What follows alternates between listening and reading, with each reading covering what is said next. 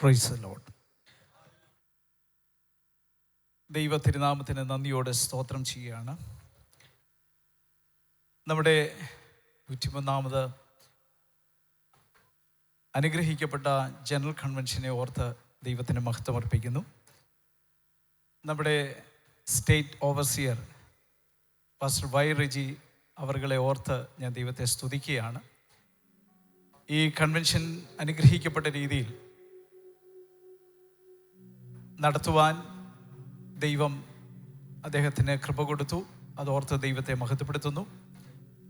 അനുഗ്രഹിക്കപ്പെട്ട ഒരു തീം ഈ നമ്മുടെ വാർഷിക കൺവെൻഷനിൽ തൻ്റെ ഹൃദയത്തിൽ ദൈവാത്മാവ് കൊടുത്തതനുസരിച്ച് നൽകപ്പെട്ടു. കർത്താവിൻ്റെ വരവും സഭയുടെ ഒരുക്കവും. നമ്മൾ ഈ ദിവസങ്ങളിൽ അതെല്ലാം കേട്ട് വളരെ സന്തോഷത്തോടുകൂടി ദൈവത്തിൻ്റെ സന്നിധിയിൽ ദൈവത്തെ മഹത്വപ്പെടുത്തുകയും കർത്താവിൻ്റെ വരവിന് വേണ്ടി ഒരുങ്ങുകയും ചെയ്തുകൊണ്ടിരിക്കുകയാണ്. അതുപോലെ ഈ യോഗത്തിൻ്റെ അധ്യക്ഷത വഹിക്കുന്ന കർത്താവിൻ്റെ ദാസൻ പാസ്റ്റർ വൈ മോനി അവരുടെ ഓർത്ത് ദൈവത്തെ സ്തുതിക്കുന്നു. വേദിയിലായിരിക്കുന്ന pastor Biju Thankachan, pastor Binu Cherian, pastor Gladson, pastor Prajeesh Chandy, pastor V A Babukutty, pastor Shibu Thomas, pastor എനിക്ക് മുന്നമേ ശുശ്രൂഷിച്ച കർത്താവിൻ്റെ ദാസൻ pastor Binu George, pastor Abraham Titus, ഈ സദസ്സിലായിരിക്കുന്ന കർത്തദാസന്മാർ, സഹോദരി സഹോദരന്മാർ, അനുഗ്രഹിക്കപ്പെട്ട ഗാനങ്ങൾ ആലപിക്കുന്ന കൊയർ, ദൈവസഭയുടെ ഒഫീഷ്യൽസ് ആയിരിക്കുന്ന പ്രിയപ്പെട്ടവർ, എല്ലാ പ്രിയപ്പെട്ടവർക്കും കർത്താവായ യേശു ക്രിസ്തുവിൻ്റെ നാമത്തിലുള്ള സ്നേഹവന്ദനത്തെ അറിയിക്കുകയാണ്. ഈ തീം കർത്താവിൻ്റെ ദാസൻ നമ്മുടെ സ്റ്റേറ്റ് ഓവർസിയർ ഈ പ്രാവശ്യം അത് നൽകി തന്നപ്പോൾ ഞാൻ വളരെ സന്തോഷിപ്പാനായിട്ട് ഇടയായിത്തീർന്നു. കാരണം കൊറോണ സമയത്ത് ചർച്ചിൽ ആരാധനയില്ല. അപ്പോൾ ദൈവാത്മാവിൻ്റെ ഹൃദയത്തിൽ ഒരു പ്രേരണ തന്നു, ബൈബിൾ സ്റ്റഡി സൂമിലൂടെ എടുക്കുക. അങ്ങനെ 2 വർഷക്കാലം വെളിപ്പാട് പുസ്തകത്തിൻ്റെ ക്ലാസ് എടുപ്പാൻ തക്കവണ്ണിടയായിത്തീർന്നു. അങ്ങനെ ആ ക്ലാസ് സംബന്ധിച്ചവർക്കൊക്കെ വലിയ മാറ്റങ്ങളുണ്ടായി, വലിയ ഒരുക്കങ്ങളുണ്ടായി. ഇപ്പോഴും ഞാനായിരിക്കുന്ന സഭയിൽ ശനിയാഴ്ച വൈകിട്ട് ആ ക്ലാസ് ഇങ്ങനെ തുടർന്നുകൊണ്ടിരിക്കുന്നു. അതോടൊപ്പം ഓൺലൈനിലൂടെ 2 സഭയ്ക്ക് ഈ ക്ലാസ് എടുത്തുകൊണ്ടിരിക്കുകയാണ്. നിങ്ങൾക്ക് ആർക്കെങ്കിലും താല്പര്യമുണ്ടെങ്കിൽ ഞാൻ അതിൻ്റെ ലിങ്ക് അയച്ചു തരാം. വലിയ പണ്ഡിതനൊന്നുമല്ല, എങ്കിലും ദൈവം തരുന്ന കൃപയ്ക്കനുസരിച്ച് അതെടുക്കാൻ ദൈവം കൃപ നൽകി തരികയാണ്. നമുക്ക് എല്ലാവർക്കും കൂടെ ചേർന്നൊന്ന് ദൈവത്തെ മഹത്വപ്പെടുത്താം. സ്തോത്രം. നമുക്കൊരു പാട്ടിൻ്റെ ഇരടികളൊന്ന് പാടാം. കർത്താവ് നമ്മെ സഹായിക്കട്ടെ. സ്തോത്രം. Praise the Lord. Hallelujah. Thank you, Jesus. സ്വർഗേ വന്നു നിന്നെ ഞാൻ കണ്ടിടുമ്പോ എന്റെ സർവഖേദം അന്നു തീരുമ്പോ, സ്വർഗേ വന്നു നിന്നെ ഞാൻ കണ്ടിടുമ്പോ എന്റെ സർവഖേദം അന്നു തീരുമ്പോ, കർത്തനെ ഞാൻ മോദം ചുംബിച്ചിടുമേ, ഹല്ലേലൂയ പാടുമേ. കർത്തനെ ഞാൻ മോദം ചുംബിച്ചിടുമേ, ഹല്ലേലൂയ പാടുമേ. രക്ഷാദാനമോ ആദത്ര മാധുര്യം എന്നെ വീണ്ടതോ ആ അതെത്രയാശ്ചര്യം, രക്ഷാദാനമോ അതെത്ര മാധുര്യം, എന്നെ വീണ്ടതോ അതെത്ര ആശ്ചര്യം. കർത്തൻ സ്വന്തമായി എന്നെ തീർത്തതാ, കീർത്തിക്കും ഞാൻ നന്ദിയാ. ഓ കർത്തൻ സ്വന്തമായി എന്നെ തീർത്തതാ, കീർത്തിക്കും ഞാൻ നന്ദിയാ. യേശു രക്ഷിതാവൻ സ്വന്തമായതാ, ഞാനവൻ സന്താനം ആയിത്തീർന്നതാ. യേശു രക്ഷിതാവൻ സ്വന്തമായതാ, ഞാനവൻ സന്താനം ആയിത്തീർന്നതാ. എന്തു മോദമുണ്ട് അന്തരംഗത്തിൽ, പാടും ഞാൻ സന്തോഷത്താ. എന്തു മോദമെന്റെ അന്തരംഗത്തിൽ, പാടും ഞാൻ സന്തോഷത്താ. രക്ഷാദാനമോ അതെത്ര മാധുര്യം, എന്നെ വീണതോ അതെത്ര ആശ്ചര്യം.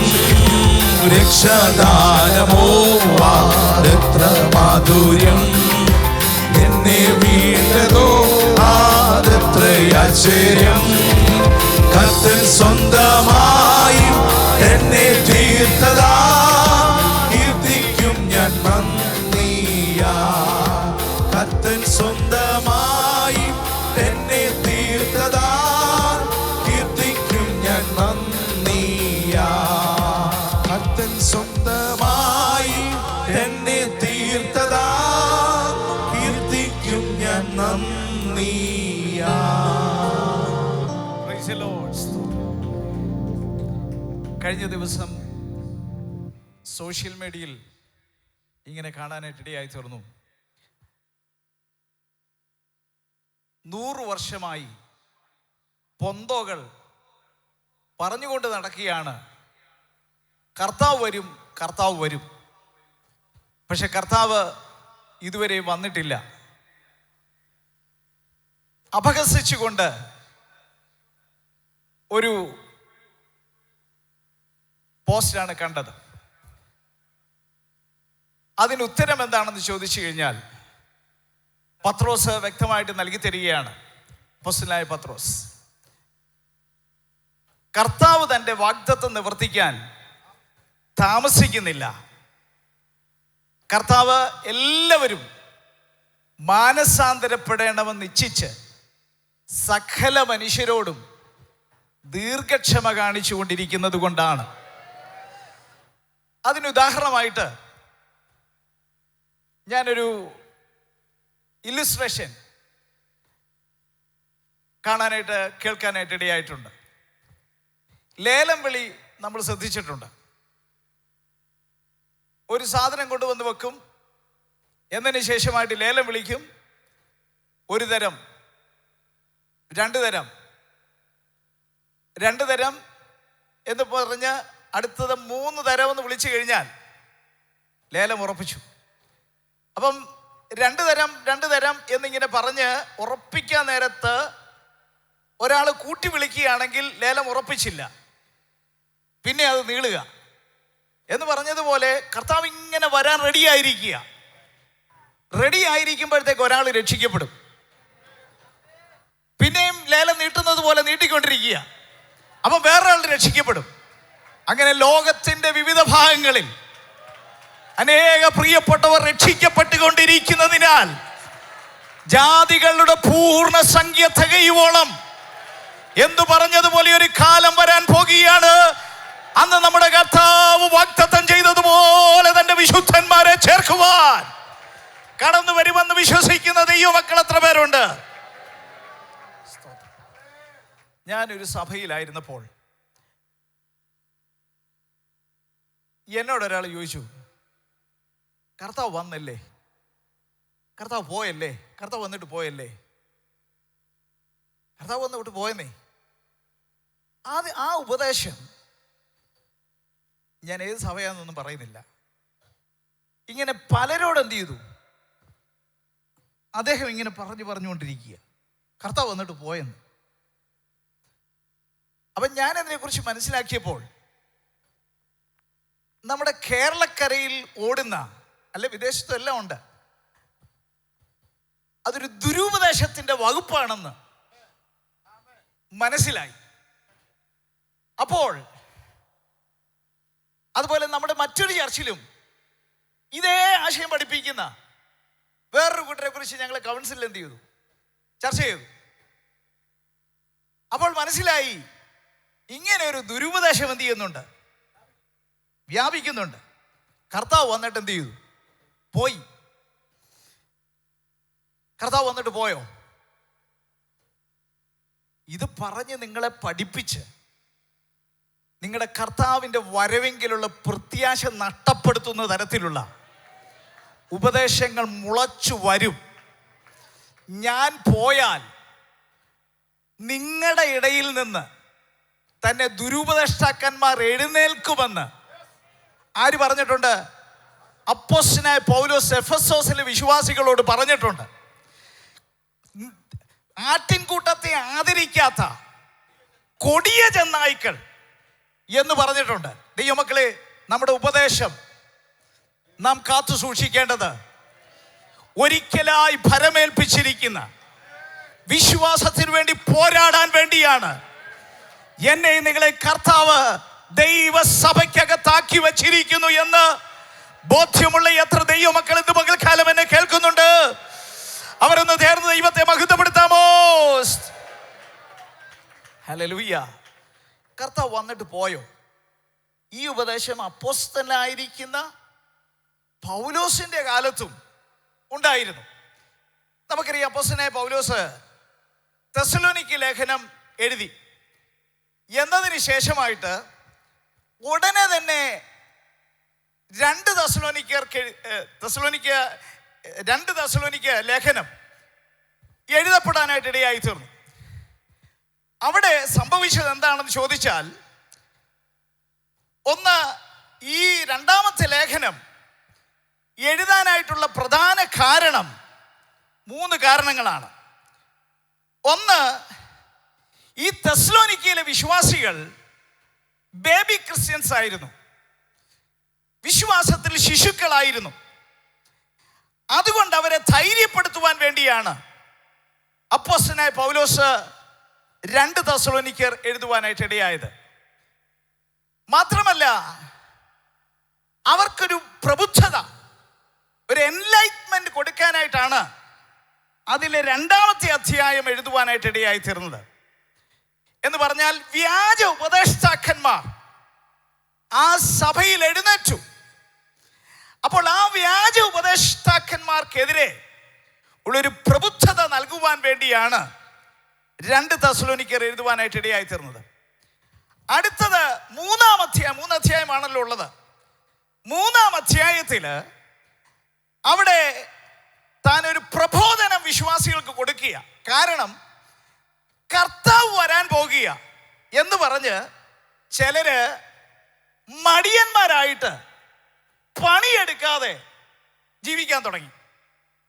അപ്പോൾ അത് ശരിയല്ല എന്ന് പറഞ്ഞ് ജോലി ചെയ്യാതിരിക്കുന്നവര് കർത്താവ് ഉടൻ വരുമല്ലോ, അതുകൊണ്ട് കൃഷി ചെയ്യേണ്ട കാര്യമില്ലല്ലോ, വീടുണ്ടാക്കേണ്ട കാര്യമില്ലല്ലോ, അങ്ങനെയൊന്നും വേണ്ടല്ലോ എന്ന് പറഞ്ഞ് മടിയന്മാരായിട്ടിരിക്കുന്ന, അശ്രദ്ധയും അനുസരണക്കേടും കാണിച്ചിരിക്കുന്ന അവരെ ശാസിക്കാനും തിരുത്താനും വേണ്ടിയാണ് 2 തെസ്സലോനിക്കർ എഴുതുവാനായിട്ട് ഇടയായി തീർന്നത്.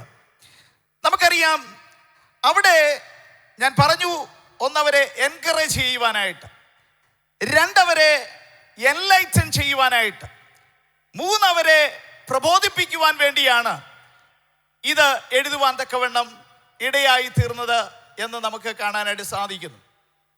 എൻ്റെ മുന്നിലുള്ള സമയം ഇങ്ങനെ ഓടിക്കൊണ്ടിരിക്കുകയാണ്.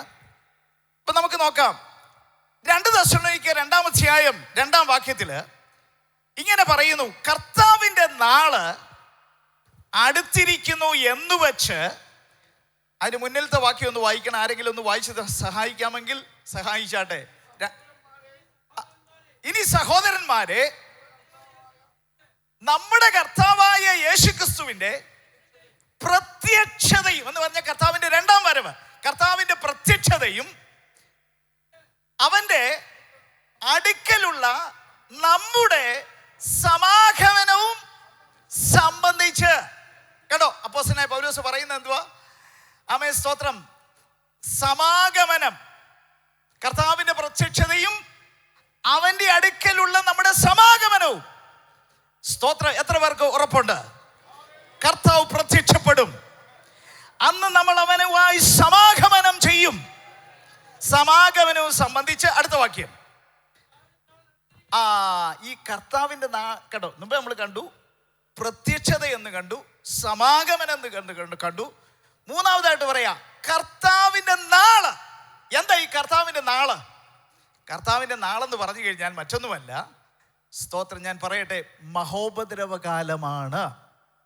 ഇപ്പോൾ അവർ പഠിപ്പിക്കാൻ തുടങ്ങി, ദുരുപദർശകന്മാർ പഠിപ്പിക്കാൻ തുടങ്ങി. എന്ത് പഠിപ്പിക്കാൻ തുടങ്ങി?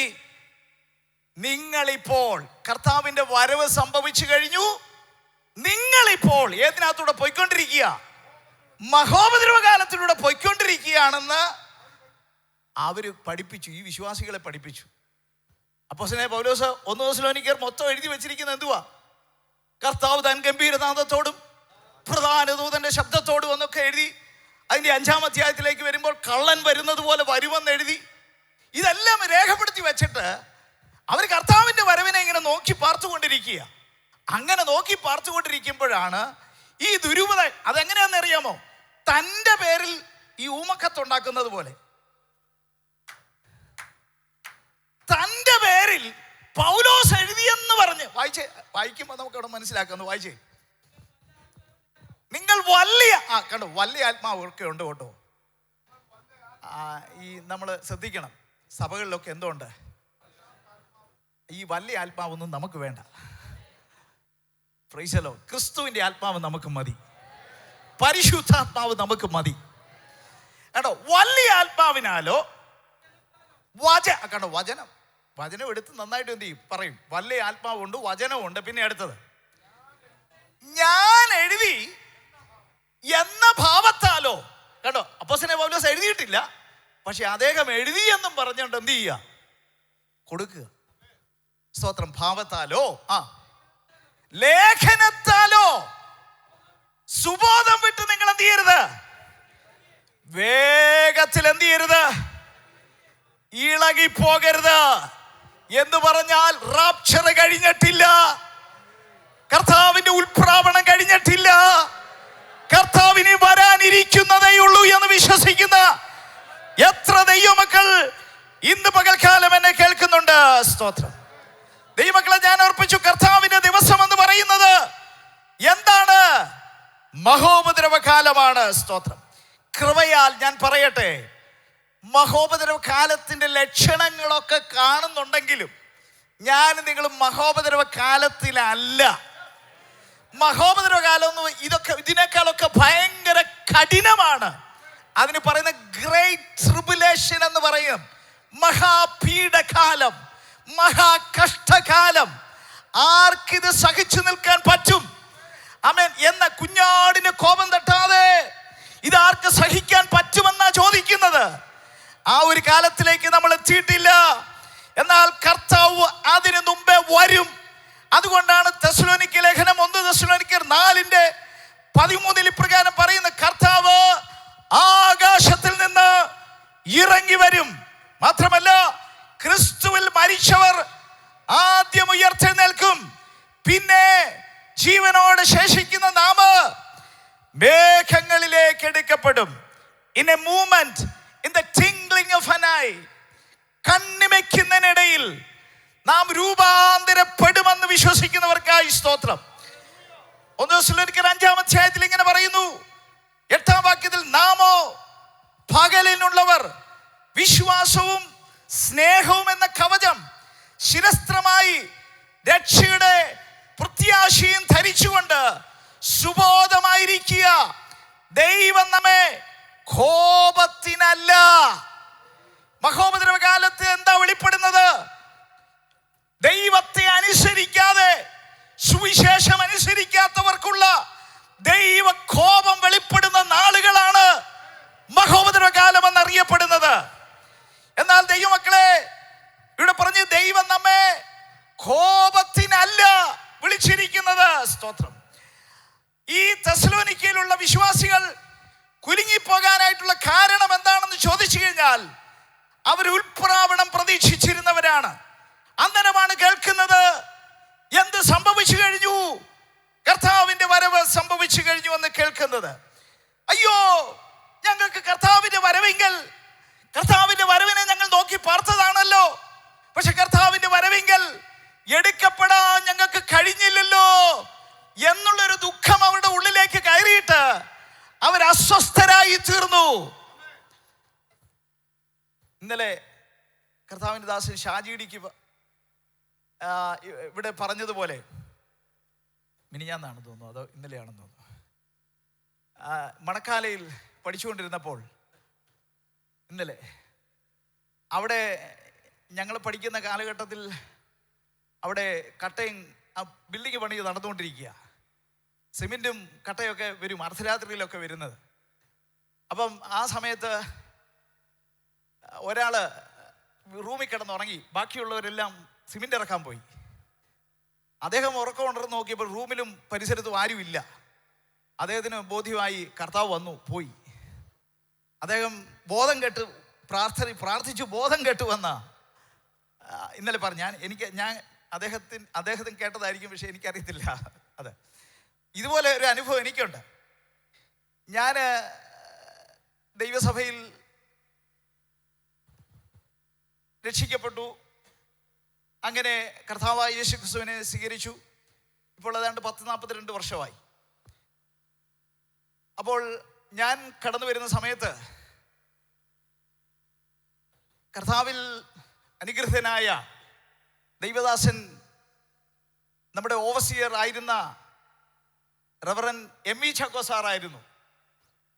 അദ്ദേഹത്തെ പോലെ ഇതുപോലെ മനോഹരമായിട്ട് എസ്കറ്റോളജി എടുക്കാൻ കഴിവുള്ള ആള് ഇല്ലായിരുന്നു. ഇപ്പോഴും ഉണ്ടോ സംശയം അല്ലേ? അത്ര മനോഹരമായിട്ട് കർത്താവിൻ്റെ വരവിനെ കുറിച്ച് ക്ലാസ് എടുക്കുമായിരുന്നു. അന്നത്തെ മിക്ക പ്രസംഗങ്ങളിലും കർത്താവിൻ്റെ വരവെന്നുള്ളതായിരുന്നു പ്രസംഗങ്ങൾ. ഇതൊക്കെ കേട്ട് ഞാൻ ചിന്തിച്ചു, ഇന്നലെയൊക്കെ നമ്മൾ കേട്ടതുപോലെ കർത്താവിൻ്റെ വരവെങ്കിൽ എന്ത് ചെയ്യണം? എടുക്കപ്പെടണം. അതിനെന്ത് ചെയ്യണം? ഒരു വിശുദ്ധ ജീവിതം നയിക്കണം. എന്നെക്കുറിച്ച് പലരും പറയുന്നത്, ഇച്ചിരി വേലയും വിളവും ഒക്കെ ഉണ്ടെങ്കിലേ ഉള്ളൂ പാസ്റ്റർക്ക് ഇതിനകത്ത് പിടിച്ചു നിൽക്കാൻ പറ്റത്തുള്ളൂ എന്നോട് ആരോട് പറഞ്ഞു. ദൈവമക്കളെ, അതാണോ വേണ്ടത്? നമ്മൾ കേട്ടത് കൂടാരത്തിൽ ആർ വസിക്കും. സ്തോത്രം. നമ്മുടെ ലക്ഷ്യം ഇതാണോ? അല്ലവേ അല്ല. സ്തോത്രം. കഴിവുള്ളിടത്തോളം ഒരു വിശുദ്ധ ജീവിതം നയിപ്പാൻ പൂർണ്ണമായിട്ട് പറ്റത്തില്ല. വിശുദ്ധ ജീവിതം നയിപ്പാനല്ലേ കർത്താവ് നമ്മളെ വിളിച്ചിരിക്കുന്നത്. ആ ഒരു ദൈവഭയമുള്ള ദൈവമക്കൾ എത്ര പേര് ഇന്ന് പകൽക്കാലം എന്നെ കേൾക്കുന്നുണ്ട്? കൊയ്ത്ത് കഴിഞ്ഞു, ഫലശേഖരവും കഴിഞ്ഞു, നാമോ രക്ഷിക്കപ്പെട്ടില്ല എന്ന് പറയുന്ന ഒരു ഗതികേടിലേക്ക് വരരുത്. പണ്ടത്തെ അപ്പച്ചന്മാരുടെയൊക്കെ ആ പ്രാർത്ഥന ഇതായിരുന്നു. വൈകുന്നേരമായപ്പോൾ, കർത്താവേ നീ ഇന്ന് വരുമായിരുന്നെന്നാണ് ഞാൻ പ്രതീക്ഷിച്ചത്, കർത്താവേ എന്നാലും നീ ഇന്ന് വന്നില്ലല്ലോ എന്നുള്ള ദുഃഖത്തോടു കൂടിയായിരുന്നു അവർ കിടക്കയിലേക്ക് പോയിക്കൊണ്ടിരുന്നത്. അങ്ങനെ ഒരു കാലഘട്ടം ഉണ്ടായിരുന്നു. ഇന്ന് വന്നാൽ എന്താ, വന്നില്ലെന്തോ, ആ ഒരു കാലഘട്ടത്തിലേക്ക് വന്നിരിക്കുക. പോരാഞ്ഞിട്ട് ഇങ്ങനെയുള്ള പഠിപ്പിലൂടെ. ദൈവമക്കളെ, സ്തോത്രം. ഞാൻ പറഞ്ഞു വന്നത്, അന്ന് ഈ പ്രസംഗങ്ങളെല്ലാം കേട്ടിട്ട് കർത്താവിൻ്റെ വരവെങ്കിൽ പോകണം. ഞാൻ ഇതെല്ലാം കേട്ടിട്ട് വന്നിട്ട് വീട്ടിൽ അമ്മ അപ്പുറത്ത് കിടക്കുന്നു, ഞാൻ ഇപ്പുറത്ത് കിടക്കുന്നു. എൻ്റെ അമ്മ രക്ഷിക്കപ്പെട്ടു, സ്നാനപ്പെട്ട ആളാണ്. അപ്പോൾ ഒരു ദിവസം രാത്രിയായപ്പോൾ ഞാനിങ്ങനെ ഒരു സ്വപ്നം കാണുക. കർത്താവ് വന്നു, വിശുദ്ധന്മാരെല്ലാം ഇങ്ങനെ എടുക്കപ്പെട്ടപ്പോൾ ഞാൻ എടുക്കപ്പെടുന്നില്ല. എൻ്റെ ഉറക്കത്തിൽ ഇങ്ങനെ കണ്ണിൽ കൂടെ കണ്ണുനീരൊഴുകുക. പെട്ടെന്ന് വെളുപ്പംകാലമായി, 5 മണിയായി. ഞാൻ ചാടി എഴുന്നേറ്റ് നേരെ ഓടിച്ചെന്ന് നോക്കിയത് എവിടാന്നറിയാമോ? എൻ്റെ അമ്മയുടെ ബെഡില്ല. അവിടെ ചെന്നപ്പോൾ ഇല്ല. ഒന്നുകൂടെ വെപ്രാളമായി. ഓടി അടുക്കള ചെന്നപ്പോൾ ഏതൊക്കെയാലും ഉണ്ടായിരുന്നു. സ്തോത്രം. നമ്മുടെ കർത്താവ് വരുമെന്ന്, തൻ്റെ വിശുദ്ധന്മാരെ ചേർക്കാൻ വരുമെന്ന് വിശ്വസിക്കുന്ന ദൈവമക്കൾ എത്ര പേരുണ്ട്? സ്തോത്രം. ഹല്ലേലൂയ.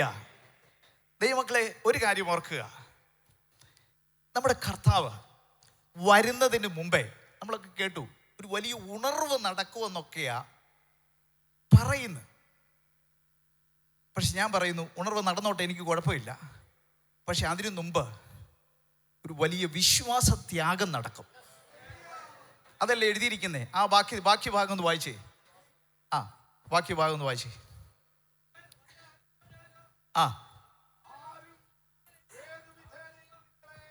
ആരും ഏതു വിധേനയും നിങ്ങളെ ചതിക്കരുത്. ആദ്യമേ കർത്താവ് വരുന്നതിന് മുന്നമേ ഇവിടെ ചിലത് നടക്കണം. എന്താണെന്നറിയാമോ? ആദ്യമേ വിശ്വാസത്യാഗം, apostasy, falling away from faith. സ്തോത്രം. ദൈവസഭയ്ക്ക് ഒരു വിശ്വാസ പ്രമാണമുണ്ടെന്ന് വിശ്വസിക്കുന്നവർ എത്ര പേർക്കറിയാം? ഇല്ലെങ്കിൽ നിങ്ങൾ നമ്മുടെ സുവിശേഷ മാസിക ഇപ്പോൾ ഉണ്ട്. 14 എണ്ണമാണ്. എത്ര എണ്ണമെന്നറിയാമോ? ഈ എക്സാമിനേഷനും അതുപോലെ ലൈസൻസ് എക്സാമിനേഷനും ഒക്കെ ചോദിക്കുന്ന ചോദ്യങ്ങൾ ഞാൻ മുന്നമേ അങ്ങ് പറഞ്ഞു തരിക. 14 എണ്ണമാണ് ആർട്ടിക്കിൾസ്. വിശ്വാസ പ്രമാണം, ദൈവസഭയുടെ വിശ്വാസ പ്രമാണം എന്ത് ചെയ്യണം? പഠിച്ചിരിക്കണം. ഇല്ലെങ്കിൽ നമ്മൾ എന്ത് ചെയ്യുമെന്നറിയാമോ? കർത്താവ് വന്നിട്ട് പോയെന്ന് പറഞ്ഞാൽ നമ്മൾ എന്ത് ചെയ്യും? അങ്ങനെ അങ്ങ് വിശ്വസിക്കും. എന്നാൽ വിശ്വാസം അകത്തുണ്ടോ? ഒരിക്കലായി പരമേൽപ്പിക്കപ്പെട്ട വിശ്വാസമുണ്ടോ? We will not fall away from this faith.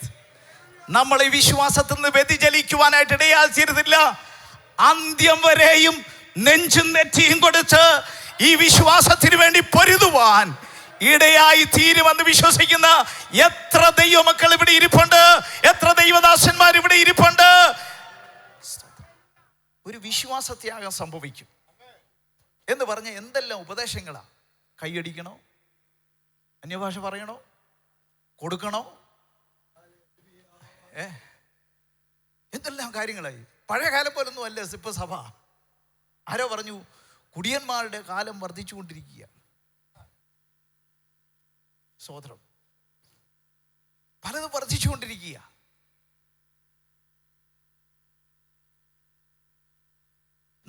ഞങ്ങളിങ്ങനെ പറയാറുണ്ട്, നമ്മുടെ സഭ ഇപ്പൊ ഗ്രേ ഹെഡ് ആർമി, നരച്ച തലയുള്ള കുറച്ച് അപ്പച്ചന്മാരെ കൊണ്ടൊക്കെ ഇങ്ങനെ നിറഞ്ഞിരിക്കുക. ഉള്ള പിള്ളേർ മുഴുവൻ എവിടെ പോയിരിക്കുക? വിദേശത്ത് പോയിരിക്കുക. ഇനി നമ്മുടെ സഭകൾക്ക് എത്ര ആയുസ് കാണും?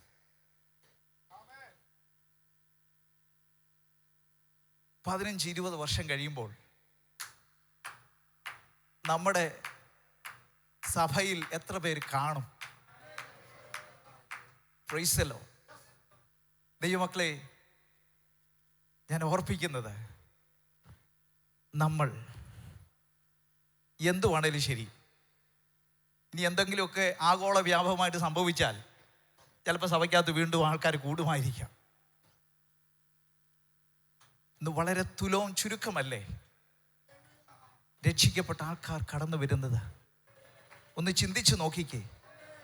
ദൈവമക്കളെ, ഞാനും നിങ്ങളും സാക്ഷികളായി പോരാ, ബി വിറ്റ്നസ് ആയി പോരാ. ബീയിങ് എ വിറ്റ്നസ് എന്ന് പറഞ്ഞാൽ എന്തുവാ? എല്ലാവരും സാക്ഷികളാകുന്നുണ്ട്, പക്ഷെ എന്താകുന്നില്ല? ജീവിതം കൊണ്ട് സാക്ഷികളാകുന്നില്ല. സ്തോത്രം. നിങ്ങൾ ഭൂലോകത്തോളം എൻ്റെ സാക്ഷികളാകണം, അത് പ്രസംഗിക്കുന്നതാണ്. എന്നാൽ ആക്ട്സ് ചാപ്റ്റർ 1:8 പറയുന്നത് നമ്മുടെ ജീവിതം കൊണ്ട് നമ്മൾ സാക്ഷികളാകണമെന്നുള്ളത്. Praise the Lord. നമ്മൾ ഒരുമിച്ചാൽ നമ്മൾ ഒന്നിച്ചു ചേർന്ന് പ്രാർത്ഥിച്ചാൽ, ഒന്നിച്ചു ചേർന്ന് ഒരു സ്വഭാവത്തിന് രൂപാന്തരം ഉണ്ടാക്കിയാൽ, ഒരു മാറ്റത്തിന് തയ്യാറാണെങ്കിൽ, മാനസാന്തരത്തിന് യോഗ്യമായ ഫലം കായ്ക്കാൻ ഒരുക്കമാണെങ്കിൽ, ആമേൻ, ദൈവത്തിന്റെ കോപം ക്ഷണനേരത്തേക്കുള്ളൂ. ആമേൻ. പിന്നെ എന്താ പറയുന്നത്? അവന്റെ ദയോ ജീവപര്യന്തമുള്ളത്. ഇനിയും അവൻ നമുക്ക് വേണ്ടി പ്രവർത്തിപ്പാൻ വിശ്വസ്തനാണ്. എത്ര പേർ ഒരുക്കമുണ്ട്? Are you ready to? എത്ര പേർ പ്രാർത്ഥിക്കാൻ തയ്യാറാണ്? കർത്താവേ, ഞങ്ങൾ പിടിച്ചിരിക്കുന്ന വിശ്വാസം അത് ഞങ്ങൾ മുറുകെ പിടിച്ചിരിക്കുകയാണ്. സ്തോത്രം. ഇന്ന് ഉപദേശം വളരെ കുറവായിരിക്കുകയാണ്. സത്യവചനത്തെ യഥാർത്ഥമായി പ്രസംഗിച്ചുകൊണ്ട് ലജ്ജിപ്പാൻ സംഗതിയില്ലാത്ത വേലക്കാരനായിട്ട് നിൽക്കണം. കേൾക്കാൻ ഇഷ്ടമില്ലായിരിക്കാം. ഞാൻ ഒരു കാര്യം കൂടെ പറഞ്ഞ് അവസാനിപ്പിക്കും. നമുക്ക് കർത്താവിൻ്റെ വരവെങ്കിൽ എടുക്കപ്പെടണമെന്നുണ്ടെങ്കിൽ വിശുദ്ധി ആവശ്യമാണെന്ന് നമ്മളിവിടെ കേട്ട് കഴിഞ്ഞു. ആകയാൽ ഈ വാഗ്ദത്തങ്ങൾ നിങ്ങൾക്കുള്ളത് കൊണ്ട് നിങ്ങളുടെ 2 കൊരിന്ത്യർ 7-ാം അധ്യായം 1-ാം വാക്യം, ആകയാൽ ഈ വാഗ്ദത്തങ്ങൾ നിങ്ങൾക്കുള്ളത് കൊണ്ട് നിങ്ങളുടെ ജഡത്തിലെയും ആത്മാവിലെയും സകല കന്മഷവും നീക്കി വിശുദ്ധിയിൽ ദൈവഭയത്തെ. ഈ വാഗ്ദത്തം എന്ന് പറഞ്ഞാൽ എന്താ? വാഗ്ദത്തം എന്ന് പറഞ്ഞാൽ നമ്മൾ അവിശ്വാസികളോടുകൂടെ ഇടകലരാതിരുന്നാൽ, ആമേൻ, ക്രിസ്തുവിനും ബലിയാലിനും തമ്മിൽ എന്തൊരു പൊരുത്തം! സ്തോത്രം. അവിശ്വാസിക്ക് വിശ്വാസിയുമായിട്ട് എന്തൊരു ചേർച്ച! ദേവാലയത്തിന് വിഗ്രഹങ്ങളോട് എന്തൊരു ചേർച്ച! നിങ്ങൾ അവരുടെ നടുവിൽ നിന്ന് വേർപെട്ടിരുന്നാൽ അവൻ നിങ്ങൾക്ക് പിതാവും നിങ്ങൾ അവൻ്റെ മക്കളും, ഞാൻ നിങ്ങളുടെ നടുവിലും വസിക്കുമെന്നുള്ളതാണ് വാഗ്ദത്തം. ഇതിൽ കൂടുതൽ എന്തോ വേണം? കർത്താവ് നമ്മളോട് കൂടെ ഇരിക്കുന്നതല്ലേ വലിയ കാര്യം. രക്തത്താൽ ജയമെടുക്കുകയാണ്. സ്തോത്രം. എന്നെ തോണ്ടി എൻ്റെ സമയം തീർന്നു. സ്തോത്രം. അതുകൊണ്ട് ഞാൻ നിർത്തുക. അതുകൊണ്ട് 10 മിനിറ്റ് കൂടെ കൂട്ടി തന്നിരിക്കുക. Praise the Lord. ദൈവമക്കളെ, പ്രത്യേകം ഓർക്കുക, ആകയാൽ ഈ വാഗ്ദത്തങ്ങൾ ജഡത്തിലെ, എന്താ ഈ ജഡത്തിലെ പാപം? കാമം, മോഹം,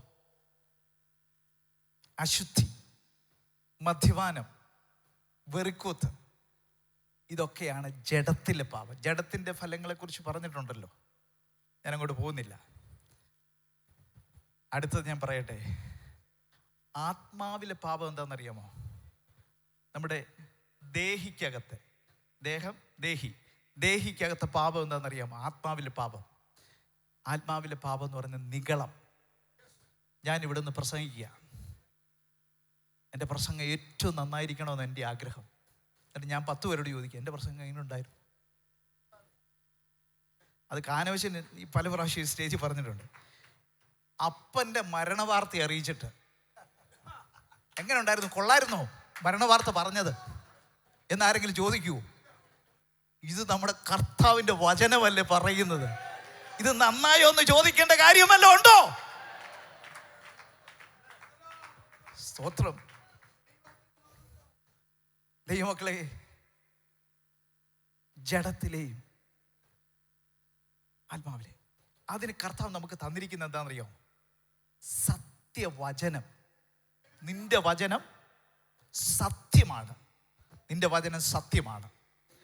ആ വചനം വായിക്കുന്ന പ്രിയപ്പെട്ടവരത്, ഞാൻ ഒരു 6 പ്രാവശ്യത്തോളം ഉൽപ്പത്തി മുതൽ വെളിപ്പാട് വരെ വായിക്കാനായിട്ട് ഇടയായിത്തീർന്നു.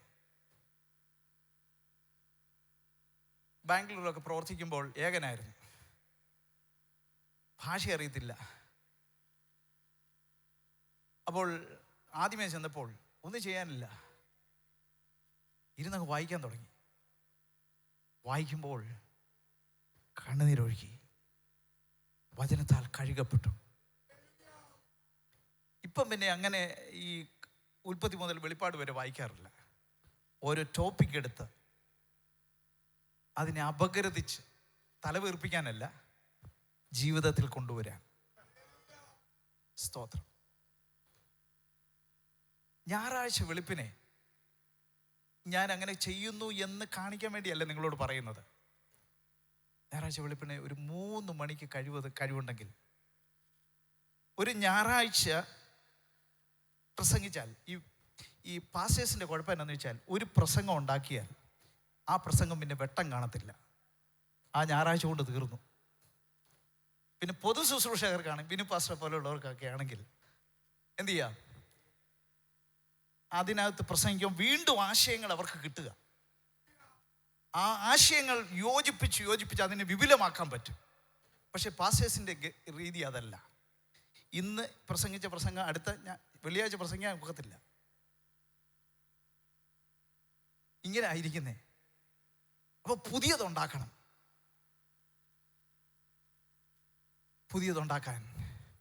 നമ്മൾ തൃക്കാൽ പാദപീഠത്തിൽ ഇരുന്നവങ്കിൽ നിന്ന് പ്രാപിക്കാൻ, ഞാൻ കർത്താവിങ്കിൽ നിന്ന് പ്രാപിക്കുകയും നിങ്ങൾ കേൾപ്പിച്ചു തരികയും ചെയ്തതെന്തെന്നാൽ, ദൈവമക്കളെ, നമ്മൾ പറയുന്നത് എല്ലാവർക്കും അംഗീകാരമാകണമെന്നില്ല. Don't worry. നീ ഉപദേശം പ്രസംഗിക്കുക. കേട്ടാലും കേൾക്കാഞ്ഞാലും നിന്നെ തന്നെ മാതൃകയാക്കി വിശുദ്ധിയോടെ ജീവിക്കാൻ താല്പര്യമുള്ള ഇങ്ങനെയുള്ളൊരു സഭയെ ചേർക്കാൻ. അടുത്തത്, പരിശുദ്ധാത്മാവിനെയാണ് നമുക്ക് തന്നിരിക്കുക. ഒരു ജയകരമായ ജീവിതം.